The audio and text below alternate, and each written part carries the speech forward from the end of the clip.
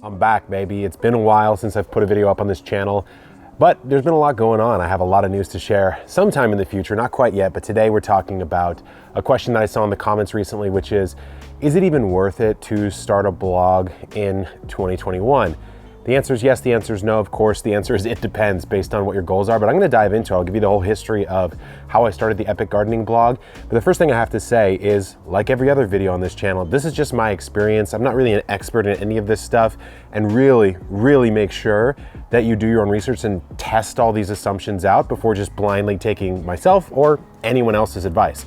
Okay, let's talk about blogging. So with blogging, you're typically talking about starting a website, maybe putting it on a platform like WordPress or Squarespace, and then writing content about a particular topic or topics. And hopefully when people think about blogging, they typically mean, how can I then generate an income doing that?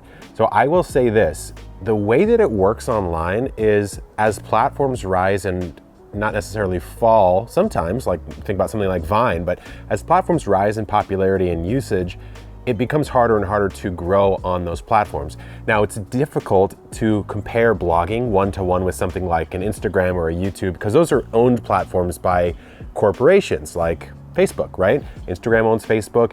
The best time to get on Instagram was when it barely even existed in the first place, right? That's how you become early on a platform like that. But blogging is different. Blogging, you own your own domain. You either host it yourself or you pay someone to host it. And really, that's one of the few things on the internet, at least right now, that you can own fully yourself.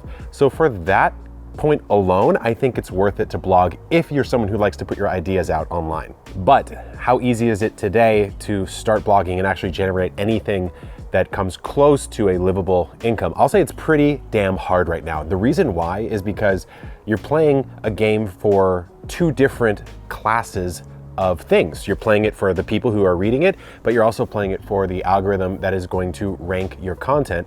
And I'm talking about Google. Big Google, that is the thing that you have to play to. And so when we look at Epic Gardening, I mean, when I started it way back in the day, it was just a hobby hydroponics blog. Actually, it wasn't even called Epic Gardening at the time. It was called Xponics. Terrible name. Very glad that I changed the name to Epic Gardening.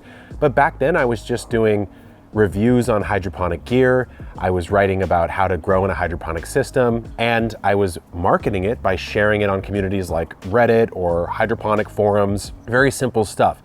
This would have been 2013, so that's a long time ago. And even in blogging, I wasn't really even in the generation one of the original or the OG bloggers that I would say. I would say most of them started somewhere around 2005 to 2010 or so.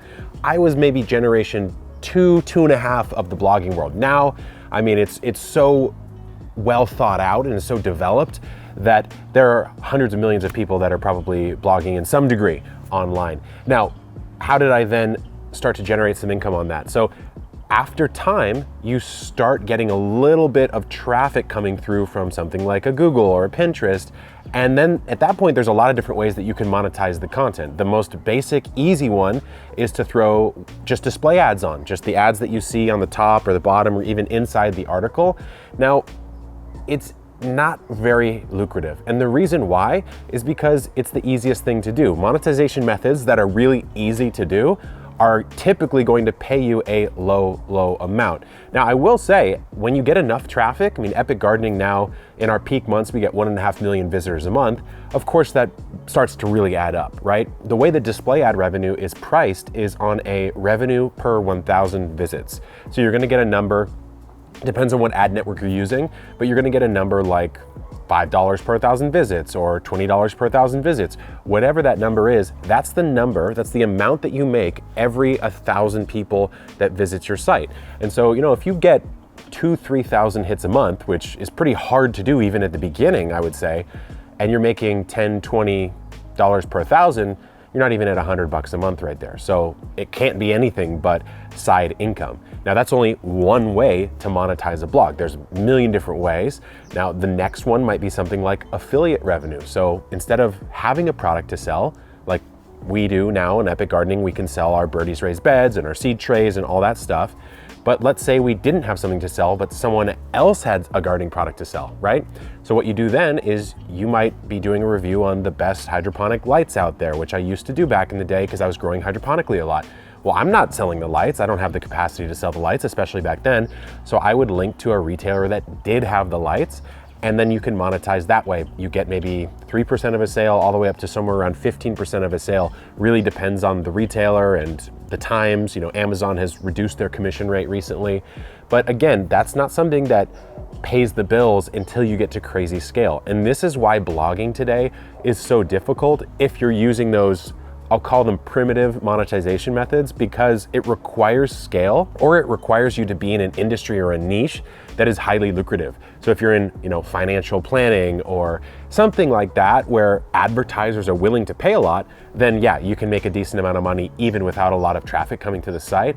But man, it's very difficult to make a good living, I would say, blogging if that's all you do. Now, when you get into things like making your own course or starting to sell your own products or branching out to other platforms, the cumulative sum of that as a creator, that can really start to add up. But if you're thinking about starting a blog today, I'll just say this bluntly: don't do it unless you really like writing or can hire writers, and don't do it unless you're willing to sink time and money into it for about 3 years or so before you see any significant payback. I would say 2 years if you're really doing the right things. And if you have questions on starting a blog as far as like SEO goes, or writing the content, or figuring out what to write, or marketing it, drop it down in the comments. I know it's been a while since I've done a video on this channel. I don't know if you guys are still here. If you're still here, drop something down in the comments, and I would love to expand on this further, because I could talk about this stuff all day.